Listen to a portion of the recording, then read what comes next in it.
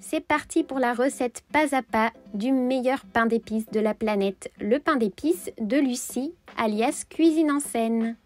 Vous allez voir qu'il s'agit d'un pain d'épices hyper parfumé et surtout délicieusement moelleux.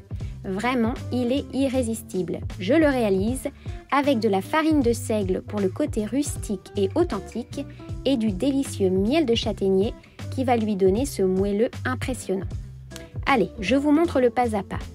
Pour réaliser cette recette, j'utilise ma recette illustrée que j'avais ici plastifiée pour ne pas salir mon illustration originale, ce serait trop dommage. Nous allons avoir besoin de 75 g de farine de blé et de 75 g de farine de seigle que j'ai mélangé dans ce petit bol.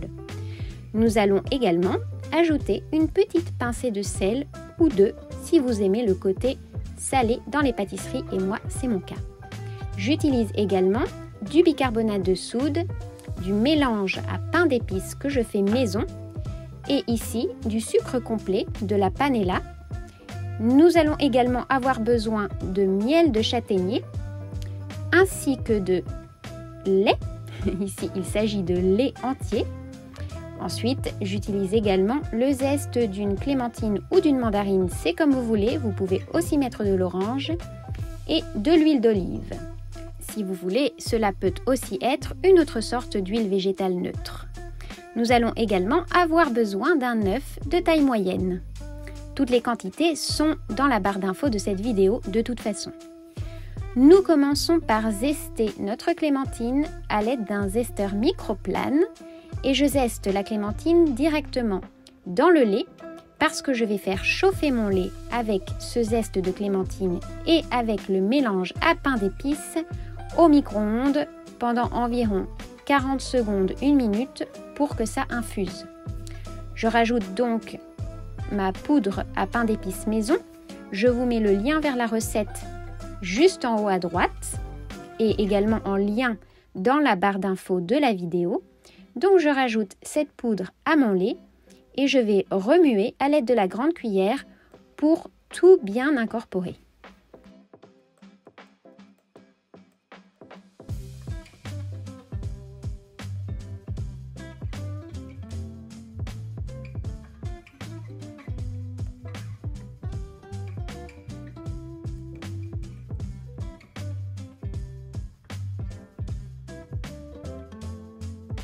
Et maintenant, je vais faire chauffer ça au micro-ondes et dans une casserole, ça pourrait aussi le faire, bien entendu. Une fois que c'est chaud, je place un petit couvercle et je laisse infuser pendant que je vais continuer avec le reste de la recette. Dans un grand saladier, je verse ma farine de blé et ma farine de seigle. Si vous n'avez pas de farine de seigle, vous pouvez utiliser une autre sorte de farine complète, mais le goût sera différent. J'ajoute ensuite le bicarbonate de soude et le sucre complet, ainsi que l'huile végétale. J'ajoute ensuite mon œuf, que je n'ai pas battu ici. Vous n'avez pas besoin. Et j'ajoute ensuite mon délicieux miel de châtaignier qui lui donne un goût si caractéristique. Ensuite, c'est tout simple. Nous n'avons qu'à mélanger cela à l'aide d'une grande cuillère en commençant par le centre, comme vous le voyez, pour incorporer la farine petit à petit.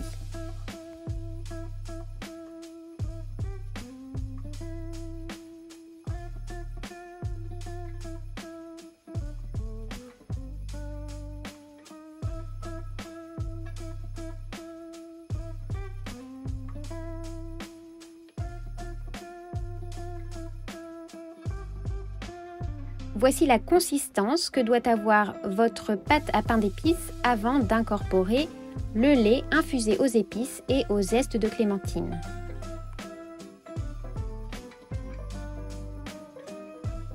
Maintenant, ce qu'on va faire, c'est qu'on va ajouter le lait chaud infusé petit à petit en plusieurs fois en remuant entre chaque fois pour bien l'incorporer au reste de la pâte.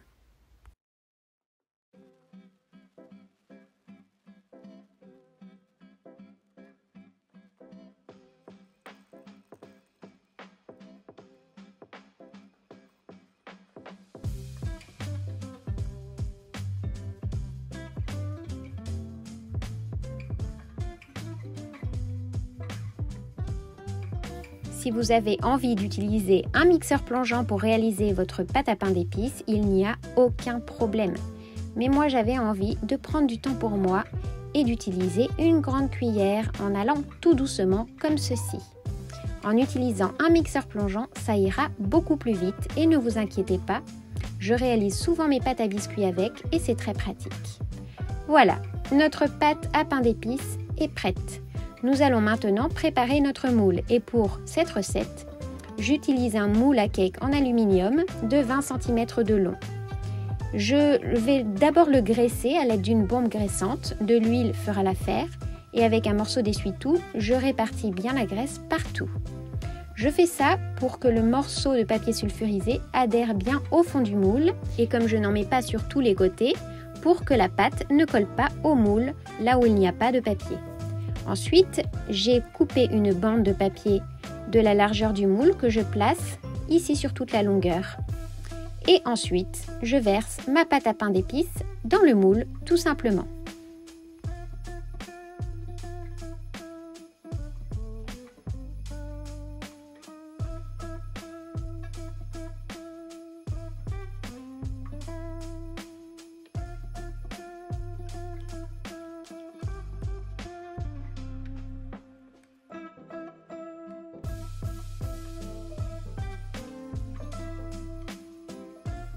Il est temps d'enfourner notre pain d'épices à 180 degrés pendant environ 35 à 40 minutes, pas pendant 50 minutes jusqu'à 1 heure comme vous le voyez sur cette illustration que j'ai dû modifier après coup parce que je me suis rendu compte pendant la cuisson que mon pain d'épices cuisait beaucoup plus vite que ce que j'avais prévu.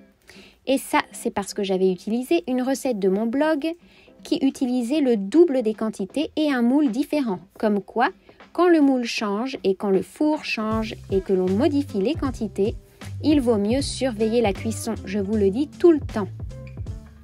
Donc voilà, notre pain d'épices qui est en train de cuire et à l'aide d'un pic que j'ai planté au centre, j'ai surveillé la cuisson.